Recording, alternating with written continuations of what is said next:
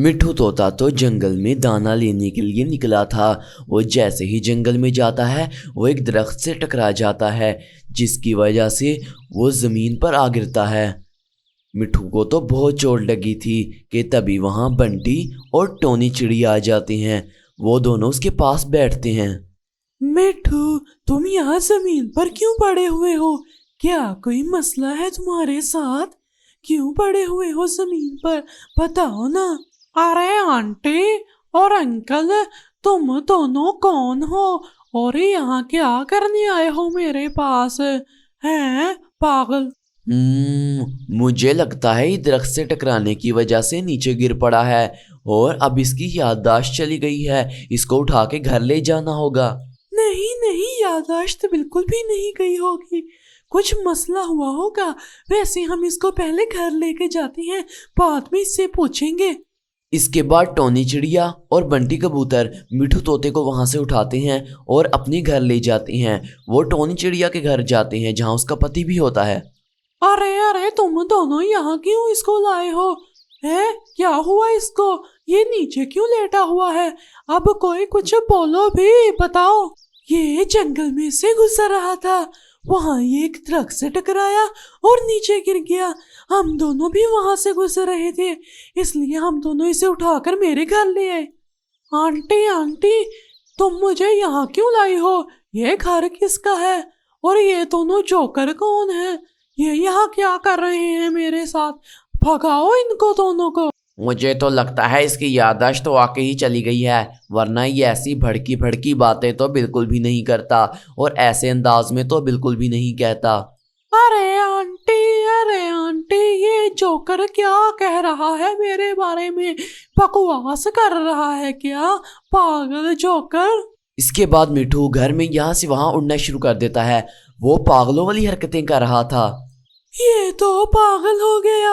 अब ये ठीक कैसे होगा? हमारे पास तो कोई इलाज भी नहीं और यहाँ तो कोई डॉक्टर भी नहीं है। कहते तो तुम सही हो, लेकिन मुझे लगता है कि शहर में कोई ना कोई अच्छा डॉक्टर तुम लोगों को जरूर मिल जाएगा। वहाँ देखो जाके। हम ऐसा करते हैं, टोनी चिड़िया और मैं जाते हैं डॉक्टर के पास दवाई लेने और तुम इस मिठू को लेके कालू कौवे के पास चले जाओ। हाँ, तुम दोनों मिलके कम से कम इसका ख्याल तो रख सकोगे, वरना तो ये बहुत तंग करने वाला है। जैसे इसकी हरकतें हैं, तुम दोनों कालू के पास ले जाओ इसको। है तो वो बदमाश कालू कौवा, लेकिन फिलहाल अभी वक्त नहीं है इस बारे में सोचने का, तो मैं इसको ले जाता हूँ वहाँ। टोनी चिड़िया और बंटी कबूतर तो शहर की तरफ जाते हैं, जबकि मिठू तोता और टोनी चिड़िया का पति कालू कौवे के पास जाते हैं। मिठू तोता तो पागलों वाली हरकतें कर रहा था। वो उल्टा उड़ रहा था और कालू कौवे के घर जा रहा था। वो दोनों जैसे ही कालू कौवे के घर पहुंचते हैं, कालू कौवा उनसे कहता है, अरे तुम दोनों यहाँ क्या करने आए हो? मैंने कोई चोरी वोरी नहीं की, मेरे पे नाम मत डालना, समझे तुम? अरे नहीं कालू नहीं, वो बात इस बारे में नहीं है।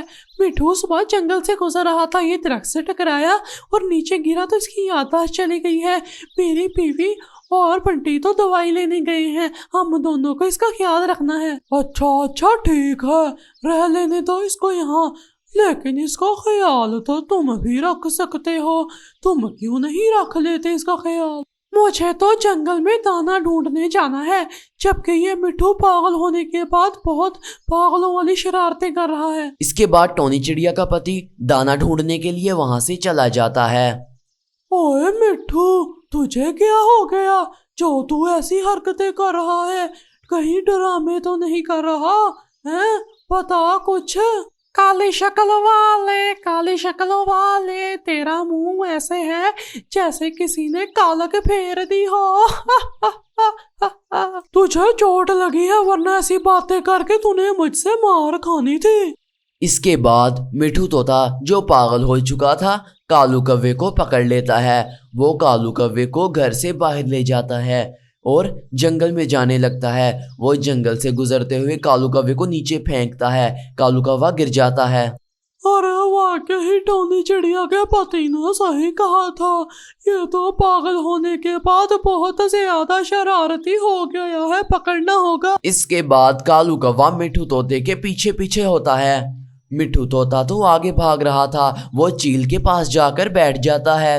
अरे तू तो एकदम घटिया, पागल, नाकारा और बेवकूफ है। तुझे तो जरा भी तमीज नहीं कि बड़ों से बात कैसे करते हैं, ऐसे फेंकते हैं भला किसी को, पागल, घटिया। चील दी, ये कालू कौवा ये सब कुछ आपको कह रहा है और आपके घर के बारे में भी कह रहा है कि मैं आपको मार दूंगा। है तेरी इतनी हिम्मत है, मेरे घर पे आता है और मेरे से ही जुबान चलाता है। तू तो गया बेटे कालू कव्वे, अब तेरी खैर नहीं। चील दे ये सब कुछ मैं। इतने में ही चील कालू कौवे का मार मार के बुरा हाल कर देती है। मिठू भागने की कोशिश करता है, लेकिन टोनी चिड़िया का पति और कालू कौवा ऐन मौके पे उसे पकड़ लेते हैं और घर ले जाते हैं वो दोनों उसको। शुक्र है इसको हमने मौके पे पकड़ लिया, नहीं तो ये पता नहीं कहाँ जाता और हमें बहुत ज्यादा मुसीबत झेलनी पड़नी थी इसकी वजह से। अरे काली शक्ल वाले, तो यहाँ से जाता क्यों नहीं? यहाँ बैठा हुआ है, कालक मुंह पे लगा के आ गया है और जा भी नहीं रहा। इसको मुंह बंद करवा लो, नहीं तो अब ये मुझसे बहुत मार खाएगा। इसकी हरकतें बहुत बुरी है, मार बहुत ज्यादा पड़ेगी इसको। इसके बाद मिठू छलांग मार के कालू के सर पर आके बैठ जाता है और उसे हिलाने लगता है। अरे छोड़ दो बेचारे को, बच्चे की जान लोगे क्या तुम दोनों? छोड़ दो मुझे, देख लो मैंने तुम्हें क्या कहा है, छोड़ दो।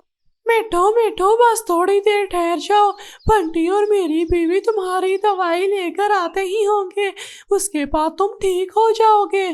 थोड़ी देर बाद ही बंटी कबूतर और टोनी चिड़िया वहां आ जाते हैं। बंटी अंकल, ये जो कालू कौवा नहीं है, इसने मुझे जेल से भी पिटवाया और मुझे घर में बहुत पीटा।